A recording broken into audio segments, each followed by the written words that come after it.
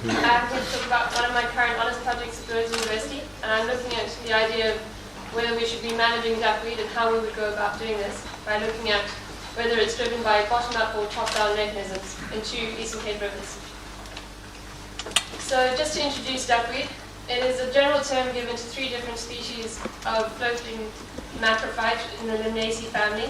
For the process of, for my project, I'm looking at them as a whole rather than trying to separate individual species because they become very intertwined in these areas. It proliferates hugely in still water and can form extremely dense mats. These dense mats can stop any sunlight from reaching the submerged aquatic plants, and this reduces the amount of oxygen within the water. This has similar effects to plants such as water hyacinth and water lettuce that we've heard a lot about. But it's known as a ubiquitous plant, so at the moment it's not seen as being invasive. But it's possibly becoming invasive, and this is why we're starting to look at it.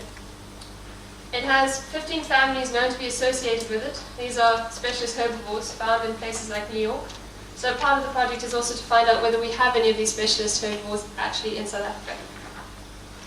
So for my methods, I took 2-litre ice cream tubs, removed the bottom and replaced it with fine cut 90-litre mesh.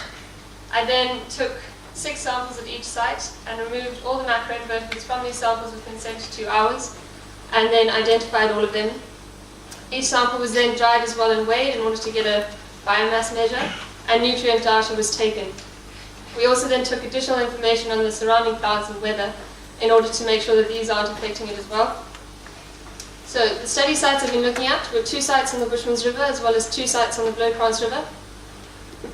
So I've been sampling since January, well since February, so I have some sort of data to show you what has actually been happening. This first graph is just to show the amount of biomass found. Even though the samples are the same per site, you get different amounts of duckweed depending on how much it has proliferated in the area because of the thick mats. So this is why, as you can see here in the Bushmans River, we have a lot more duckweed found in comparison to the Bloukrans River.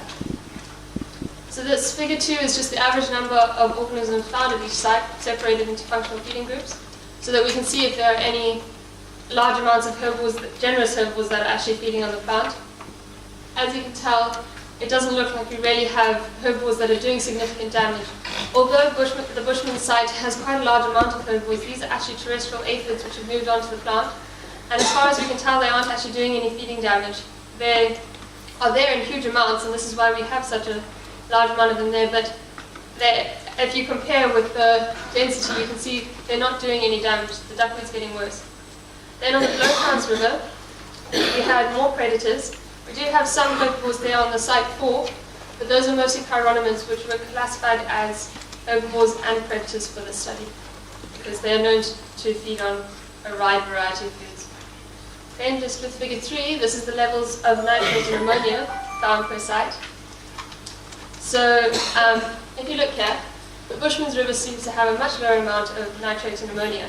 This is due to the fact that on the Bloukrans River, both sites were downstream from a sewage inflow, so they were getting nitrate and ammonia from this source as well as being next to farmlands, which fertilizer could have been influencing them.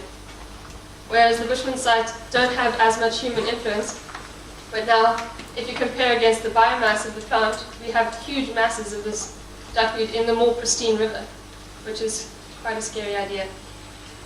So just to conclude with this, it doesn't appear that there's an influence by nutrient levels. Neither do we have any specialist herbivores that have so far been found on the plant.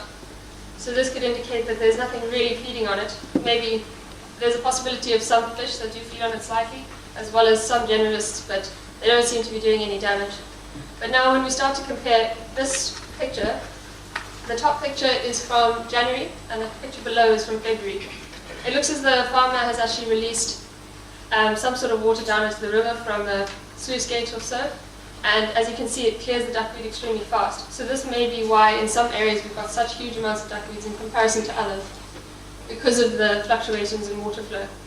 But this also may track back to if there's a huge amount of nutrients and the water becomes still, the duckweed proliferates.